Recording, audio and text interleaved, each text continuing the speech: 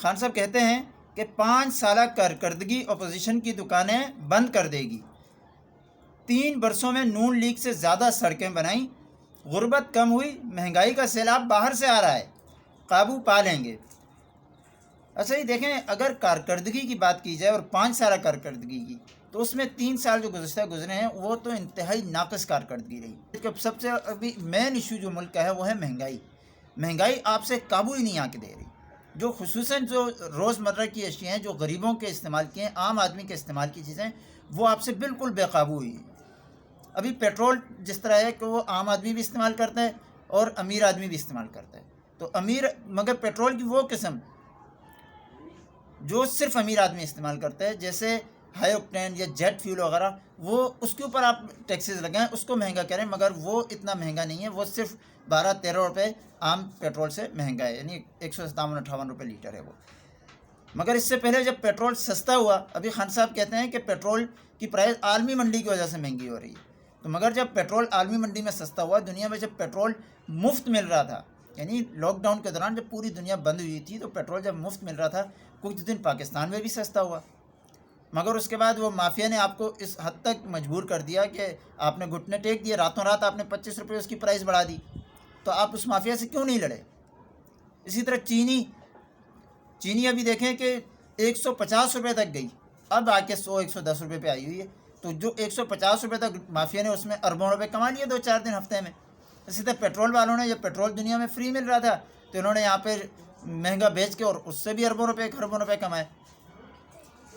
اسی طرح آٹا کی مافیا ہے، گندم مافیا، وہ پیسے بٹورے جا رہی ہے۔ اسی طرح کھانے کا تیل ہے، وہ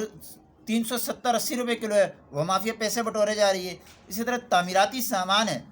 تو خیر تعمیراتی سامان دگنی قیمت پر ہو گیا، مگر لوگوں کے پاس پیسے ہوں گے، کھانے پینے سے بچیں گے تو گھر بنائیں گے، یہ ویسے غربت کا مسئلہ نہیں ہے۔ ویسے خان صاحب نے تو کہا تھا کہ ہم نیا پاکستان بنائیں گے، ویسے ابھی اگر پرانے کوئی پالش والش کر کے چلا لیں تو وہ اچھا ہے، پرانا ہی نہیں سنبھل رہا تو نئے کو کون سنبھالے گا؟ تو اس کو تو چھوڑ دیں، تعمیراتی سامان کو تو چھوڑ ہی دیں۔ تو اسی طرح سی این جی جو گاڑیوں میں، رکشوں وغیرہ میں ڈلتی ہے، وہ زیادہ تر غریب آدمی استعمال کرتے ہیں، اس کی پرائز دیکھیں تو 200 روپے، 190-200 روپے پہ پہنچی ہوئی ہے۔ رکشے اور ٹیکسی والے تو گھروں پہ بیٹھ گئے، کیونکہ رکشے اور ٹیکسی غریب آدمی استعمال کرتے ہیں، امیر آدمی کے پاس تو اپنی گاڑیاں ہوتی ہیں، ایک نہیں 10-10 ہوتی ہیں،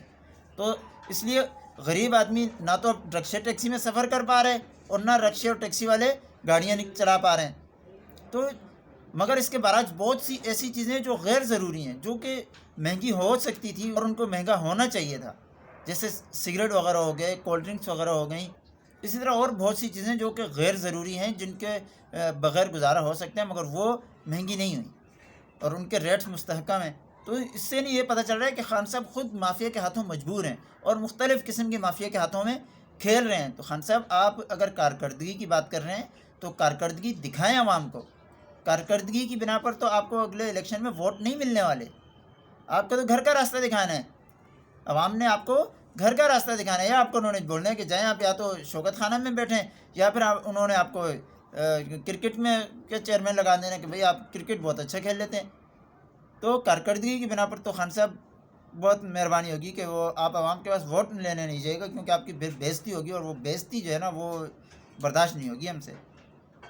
بےعزتی نہیں برداشت ہوگی۔ یہ مہربانی کیجیے گا، یا تو کارکردگی بہتر کریں، اور اگر کارکردگی بہتر نہیں کر سکتے تو مہربانی کیجیے گا کہ پھر ایسا نہیں کیجیے گا کہ ووٹ آپ کو نہ ملے، کچھ اور ہو جائے تو یہ پھر بہت برا ہو جائے گا، میں رو پڑوں گا۔ خان صاحب ایسا نہیں کیجیے گا، بےعزتی نہ کرائیے گا خان صاحب، ہاں یہ میں بتا رہا ہوں، آپ کو پہلے سے بتا رہا ہوں، بےعزتی نہیں کرائیے گا خان صاحب۔